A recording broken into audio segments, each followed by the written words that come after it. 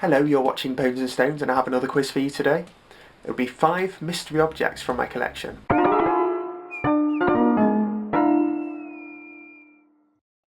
The first is this one.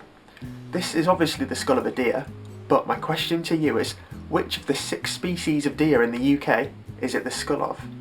First of all, have a look at the orbit and the nasal bone. Now have a look at the antlers. So which species of deer do you think this is the skull of? It measures roughly 16 centimetres in length, not including the antlers. Question 2. Here is the feather of a bird, but which UK bird? It's very long, so that's quite a clue. And look at the pattern of it. So which bird do you think this feather is from? Question 3. I have here a shell. But which animal is it the shell of? This one is native to Indonesia. Have a look at that pattern there. And tell me, which animal do you think this is the shell of? Question 4. Here is an insect. But what is the insect? This one is from Southeast Asia. So what insect do you think this is?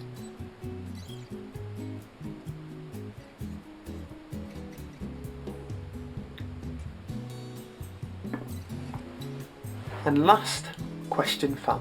I have here 2 fossils. But which one is an ammonite? Which of these 2 fossils is an ammonite? Because the other isn't. So have a look.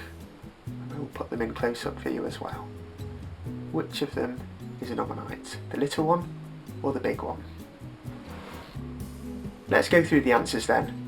So question 1. What species of deer was this? Well, you know it's not a muntjac or a fallow because it's not got the characteristic suborbital pit that you'd see. You know it's not a Scottish because of the antlers, it's just not the right shape. And you know it's not a sika because it's just too small. This is a roe deer, which is one of the more common species of deer in the UK. So this is the skull of a roe deer. Question 2. The answer is, of course, this is the feather of a pheasant. Very common bird. Question 3.